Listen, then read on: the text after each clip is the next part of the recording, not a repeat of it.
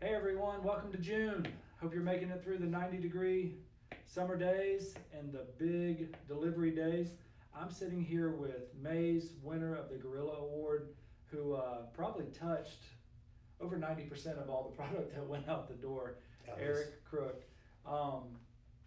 May was a pretty big month, huh? It was. It was.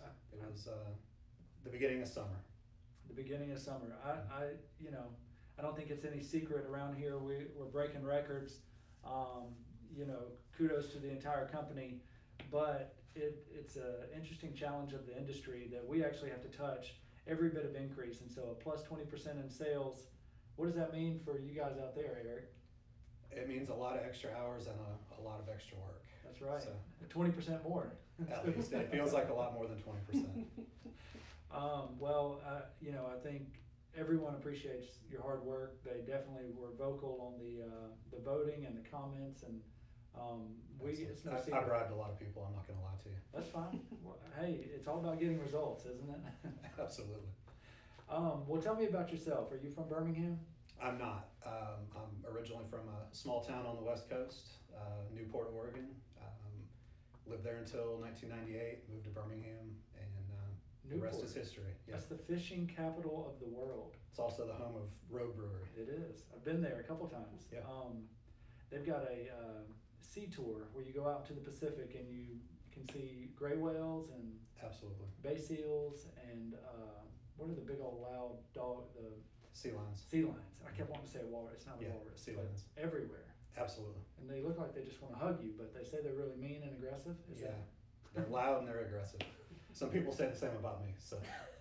Oh, we're gonna have the sea lion. I see it now. It all makes sense. So what was your first position here? How did you get your foot in the door? I was hired just about a year ago as the warehouse manager. Came in and I was brought in to run the day-to-day in the warehouse. Drivers, night shift, day shift, pretty much just making sure that trucks get out and the product gets delivered. Now that's a 24/7 operation, especially on the management side. How have you seen the company change since then? What's the biggest thing you've seen? Adding Fred and splitting those. Yeah, the volume has gone up so much. Like I said, it seems like more than 20%. But I've only been here a year, so who knows? But yeah, I mean, we've from the time I came in, we've actually had to add a facilities manager. We've had to split my job into a logistics position, and then brought in Fred, who was our facilities manager, as a warehouse manager, just to I guess give me some time where my phone doesn't ring. So I silenced it. Hopefully we'll have the 10 minutes for the video I'm without sure getting it's blown going to go up. off. So I think it averages about every 10 minutes another call hits. 10 minutes if I'm lucky. If you're lucky. Well, what does a day look like? What does a normal day look like in a year ago, running 24/7, and what does it look like today? Well, I'm normally here about 7:30, 8 o'clock. By then, I'm lucky if the first phone call is about 6:30, 6:45. Yeah. Come in, make sure the day shift guys are here, check and see what drivers are here, who's late, who's called off, and get with my driver leads and figure out how we're going to cover missing routes. Jump on a truck if I have to and help with delivery. Fortunately, Fred has made the warehouse part much easier. I don't really have to deal with much in the warehouse. That's been about 2-3 weeks since that went into effect, and that's been great. I've spent more time on a truck since then. I noticed on your voicemail it says call Fred. Yeah, that's a Fred problem. Anyway, So then we get our day pullers going, print them tickets so that they can get ahead for night shift, troubleshoot whatever I need to during the day, and then start routing trucks for the next day. Wow. Normally wrap up about 6:30, go home, and hopefully the night shift doesn't call too much. It's gotten much better, so life's good.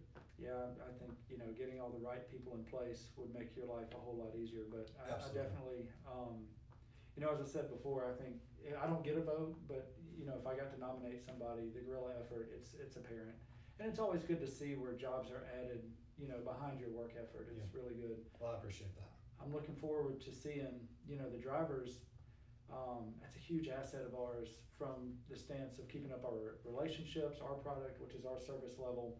That's all on their shoulders. Absolutely. I talk to them about that every week. I think it's going to be exciting to see what the focus with them having, one set of eyes looking out for their well-being and managing them and holding them accountable. I think it's going to be good for them. I agree, and I'll tell you, I've learned a lot in the last 3 weeks. I've done a lot more delivery than I did in my first 10 and a half months here. Yeah. Not 11 months here. And some of the things that they've talked to me about, seeing them firsthand, I really understand some of the challenges that they have that, sometimes guys say, oh, I need this, I need that. And it's, Sure. Do you really, or are you just trying to, make things a little easier on yourself? But there's definitely things that I see and opportunities for us to get better that maybe I didn't understand before. So that's good. I think it's a very positive thing. Good. Well, I know we're excited. Well, now it's time for the blushing section where we read you what the nominations were.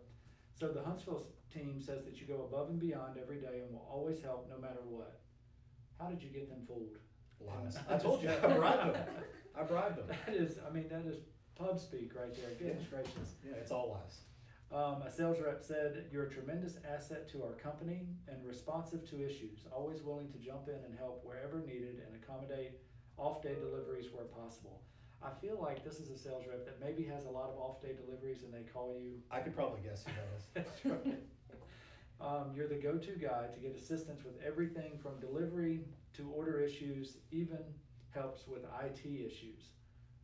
Ops team members said that you always get the job done in a hectic environment and are a great guy to work for. To me, that's a big one. The other stuff is fun, but when I try. It's all about trying to lead by example. Sure. It's much easier to get people through hard jobs when they know that you're willing to jump in and help them. See, he's talking to me. Know that you've got their back, and when they need something, if you can do something for them and go above and beyond, then when you need something from them, they're much more willing to take care of it. I can't tell you how many guys I've called and said, look, I know this isn't your job. Can you please just make this happen for me? And they do it. And it's because you had that bond, ahead of time before asking for a favor. That's all you can do is try. The last one was, the last question is for you to tell us something that nobody knows about you. No sea lions, Let's see. What does nobody know about me? It's a good question.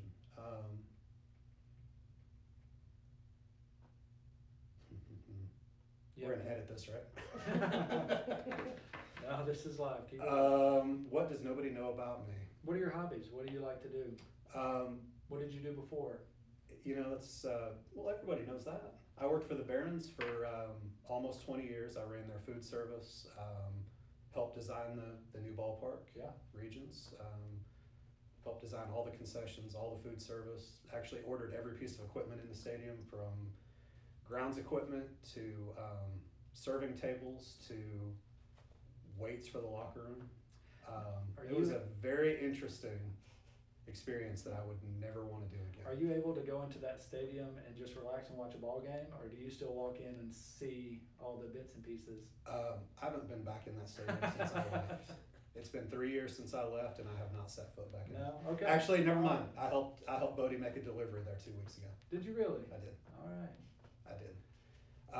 But no, when I'll probably go back for a game this summer, and when I do, it'll be fun. I'll just go to watch baseball. Good. Baseball's what I love to do. So. Well, there you go. There's something most people probably don't know. I hear you coach. I do. Coach my son. I think I have about 2 weeks left of that. He'll be in high school next year, and either he makes the Hoover baseball team or he doesn't. Take off. Yeah. So. Well, if never mind, I'm not going to offer to sponsor anything Hoover. Never mind. So you have a different perspective of our portfolio, but in that perspective, what's your favorite product? And it can be something that just has one SKU that you don't have to touch. But favorite product that we carry? I love good people. I've loved it before I worked here. Yeah, absolutely. I've loved it before I worked here. Obviously, when we were at the Barons, we were very heavily involved with them, being right across the street. Sure. They got great guys working there. They make good product. They're easy to work with, and how can you not support local? That's right. They're a good partner of ours. Well, Eric, I appreciate it. Congratulations. Thank you. Display your trophy proudly and keep up the good work, man. Thank you. I appreciate it. Absolutely.